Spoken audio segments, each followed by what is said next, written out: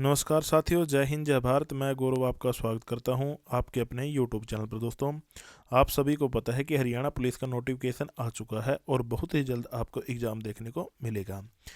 Haryana police के exam में एक स्पेशल सब्जेक्ट मेंशन किया हुआ है जिसका नाम है एग्रीकल्चर एंड एनिमल हस्बेंड्री। दोस्तों, इस सब्जेक्ट को हम पूरा डिटेल से कवर करने वाले हैं और इसके लिए हम 6 से 7 वीडियो लेकर आएंगे। आइए शुरुआत करते हैं आज की वीडियो से, जिसमें हम भारतीय कृषि की संरचना और क्रांतियाँ तथा विभिन्न फसलों के वैज्ञानिक नाम को जानेंगे। दोस्तों, जो भारत है एक कृषि प्रधान देश है जिसके 51% भूभाग पर कृषि की जाती है और 54% जनसंख्या कृषि के क्षेत्र से जुड़ी हुई है। बात की जाए कृषि का जो दोस्तों भारतीय जीडीपी में कितना योगदान है, तो 16% का योगदान है।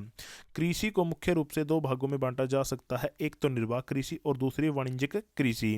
निर्वाह कृषि उसे कहा जाएगा जो केवल अपने परिवार की जरूरत को पूरा करने के लिए की जाती है, जबकि वाणिज्यिक कृषि उसे कहा जाएगा जो बाजार में बेचकर मुनाफा कमाने के लिए की जाती है।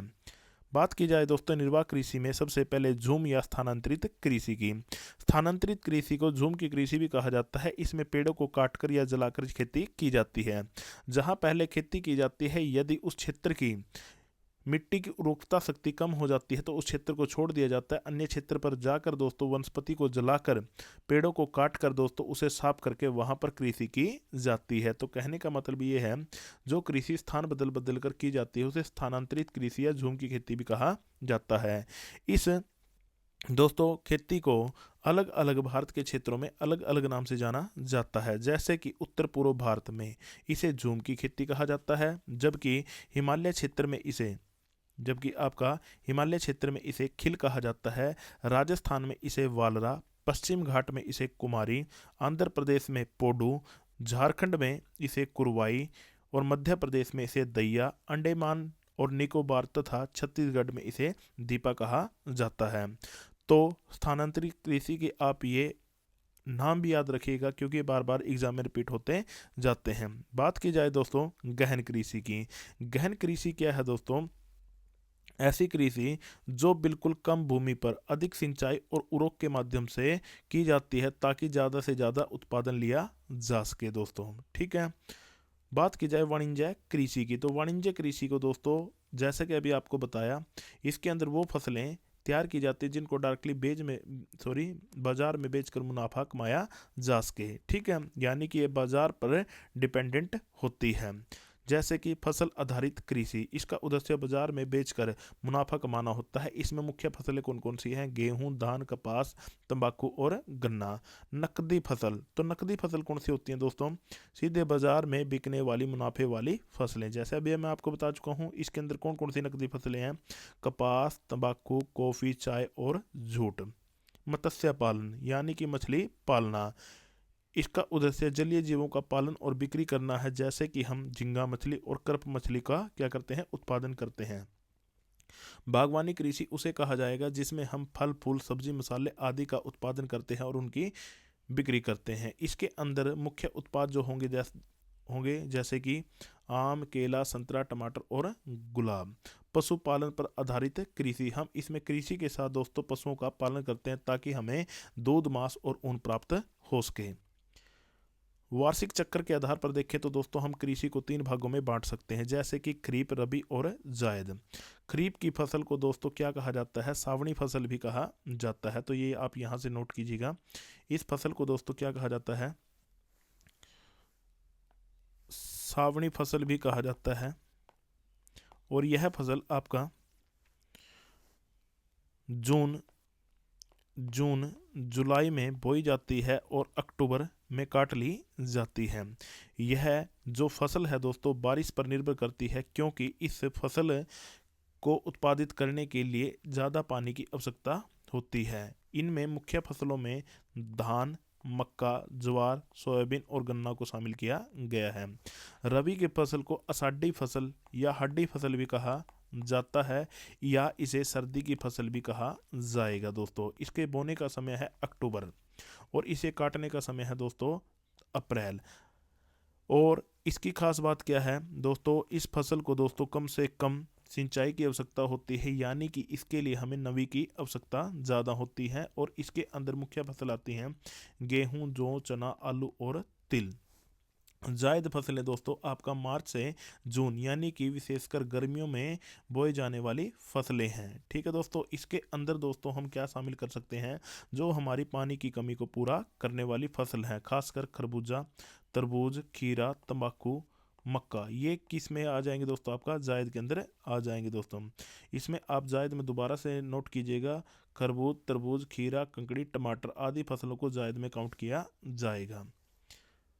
दोस्तों अब हम जानते हैं कि कृषि, जिन्होंने दोस्तों भारतीय कृषि के अंदर बढ़ चढ़कर दोस्तों ताकि पैदावार लोग कर सकें, तो इसलिए कुछ आंदोलन चलाए गए या क्रांतियां चलाई गई। वो क्रांतियां इस प्रकार है, जैसे कि जो आपका हरित क्रांति है। हरित क्रांति का संबंध किससे दोस्तों, खाद्यान्न फसलों से। खाद्यान्न फसलों में हम काउंट करते हैं दोस्तों गेहूं और चावल, यानी कि क्वेश्चन आपसे पूछा जाएगा हरित क्रांति का संबंध किससे है, खाद्यान्न फसलों से। और खाद्यान्न फसलों में किससे, गेहूं और चावल।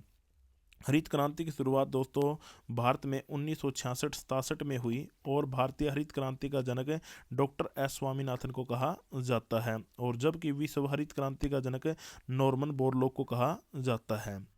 क्योंकि दोस्तों भारत में जब हरित क्रांति की शुरुआत हुई तो मैक्सिको से गेहूं का बीज और फिलीपीन से उन्नत किस्म के बीज लाए गए, और इनको भारत में जब क्या किया गया दोस्तों, उत्पादित किया गया, तो भारत के अंदर इनकी फसलों का उत्पादन बहुत ज़्यादा बढ़ गया दोस्तों। इसलिए हरित क्रांति की भारत में अच्छी खासी दोस्तों क्या की जाती है, प्रशंसा की जाती है। बात की जाए श्वेत क्रांति। श्वेत क्रांति का संबंध है दूध उत्पादन से। इसे ऑपरेशन फ्लड के नाम से भी जाना जाता है, और इसका जनक है वर्गीज कुरियन। बात की जाए श्वेत क्रांति भारत में कब शुरू हुई थी, 1970 में। नेक्स्ट बढ़ते हैं दोस्तों अन्य क्रांतियों की तरफ, जैसे कि नीली क्रांति। नीली क्रांति का संबंध किससे है, मछली उत्पादन से। पीली क्रांति का संबंध किससे है, तिलहन से। लाल क्रांति का संबंध है टमाटर और मांस से। गुलाबी क्रांति का संबंध है झींगा, मछली तथा प्याज के उत्पादन से। सुनहरी क्रांति का संबंध दोस्तों बागवानी एवं फल उत्पादन से। सिल्वर क्रांति का संबंध है कपास के उत्पादन से। जबकि रजत क्रांति का संबंध है अंडा उत्पादन से। गोल क्रांति का संबंध है आलू उत्पादन से। दूसर क्रांति का संबंध है दोस्तों उर्वरक उत्पादन से। बादामी क्रांति का संबंध है मसाला उत्पादन से। अमृत क्रांति का संबंध है नदी जोड़ो परियोजना से। और इंद्रधनुष क्रांति क्या करती है, सभी क्रांतियों को जोड़ने का काम करती है। कुछ क्रांतियां और विशेष हैं दोस्तों, जैसे कि सैफरॉन क्रांति। इसका संबंध है केसर से, और भारत में सबसे ज़्यादा केसर का उत्पादन होता है जम्मू कश्मीर में। मुख क्रांति का संबंध है मोटे अनाज से। स्वर्ण रेशा क्रांति का संबंध है जूट उत्पादन से। ग्रीन गोल्ड क्रांति का संबंध है चाय उत्पादन से। प्रमाणिक कृषि का संबंध है दोस्तों भिंडी उत्पादन से। क्रांतियों के बाद दोस्तों हम जानने का प्रयास करेंगे प्रमुख कल्चर, जैसे कि एग्जाम में आता है एपी कल्चर का संबंध किससे है, तो शहद उत्पादन के लिए मधुमक्खी पालन से। शहरी कल्चर का संबंध किससे है दोस्तों, से रेशम उत्पादन से। हम क्या करते हैं, रेशम के कीड़ों को पालते हैं ताकि हम रेशम प्राप्त कर सकें। फ्लोरी कल्चर का संबंध है फूलों की खेती से। मैरी कल्चर का संबंध है समुद्री जीवों का व्यावसायिक उत्पादन से।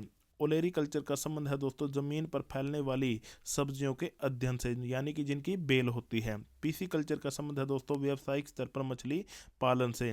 सिल्वी कल्चर का संबंध है वनों के संरक्षण और संवर्धन से। वीटी कल्चर का संबंध है अंगूर की व्यावसायिक खेती से।